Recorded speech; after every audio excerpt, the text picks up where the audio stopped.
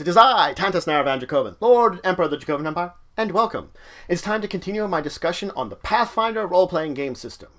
Quick note here, I thank all of you that have stuck through this series for as long as it's been. We have gone over effectively a year's worth of episodes, 52 episodes, so hoping that we can continue with Pathfinder and you can learn more about it, and I hope you've looked over all the episodes and enjoyed them. But let's dive into it for today because we still have a lot more to talk about when it comes to Pathfinder. We want to keep diving into it. Let's dive into, of course, some more environmental effects with catching on fire. We're starting out a great place here.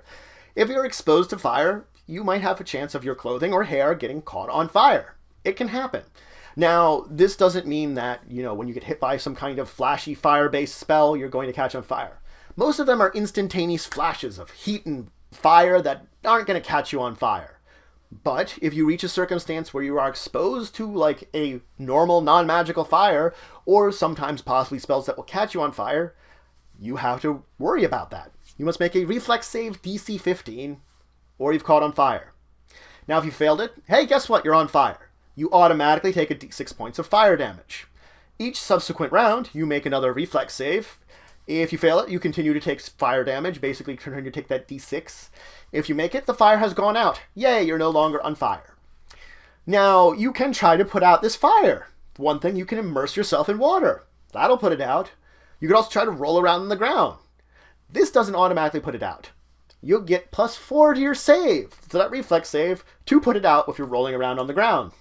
Now, if you do catch on fire, you have to worry about any kind of equipment on you burning also. For each kind of article of clothing or anything like that that might burn from the fire that you've caught on, you have to make a reflex save for that, DC 15, or it will take the fire damage also. So there is points of time where you could be on fire and important stuff on you could also burn. So not just you. Let's talk about lava, because lava hurts.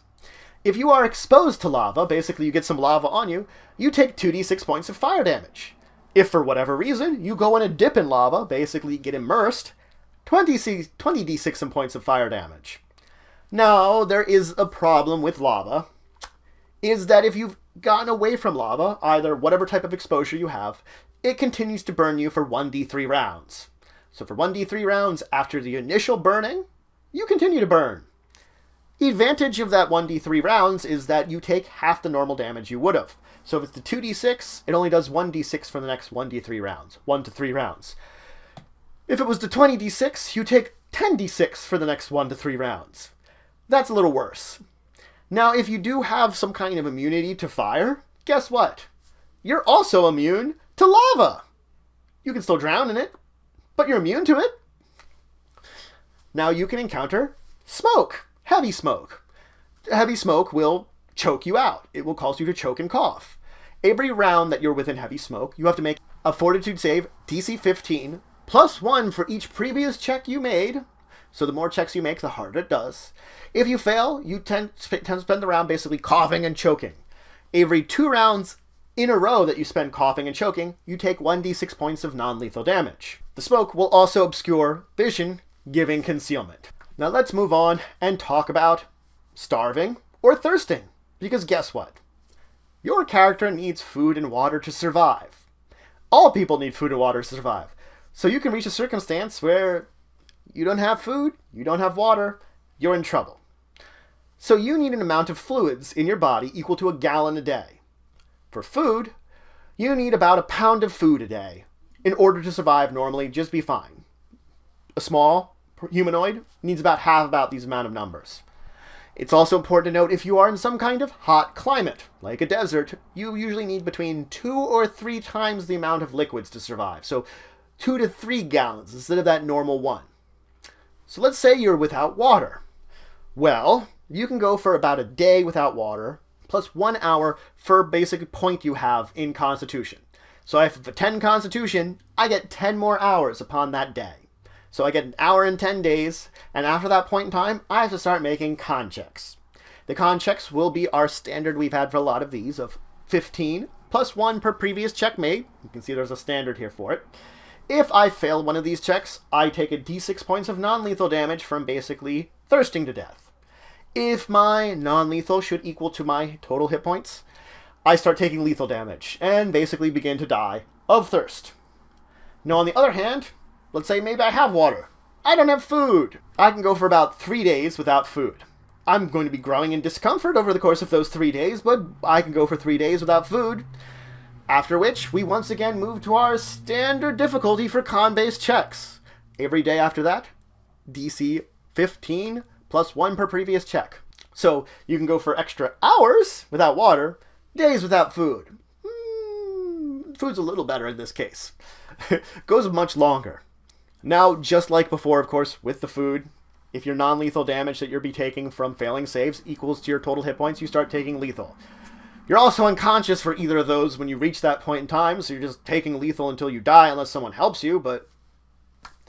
Now, it is important to note, if you've taken non-lethal damage from either of these, you become fatigued. It's also important to note that until you get food or water, whether you're thirsting to death or starving to death appropriately, you cannot recover from that non-lethal damage. It doesn't go away. You can't recover from fatigue either, but, neither of them. It's also really important to note that even magical healing will not recover from the non-lethal damage you've taken from starving or thirsting. Only food and water will recover these. Yep. Even magic won't save you from that. So, that's it for today.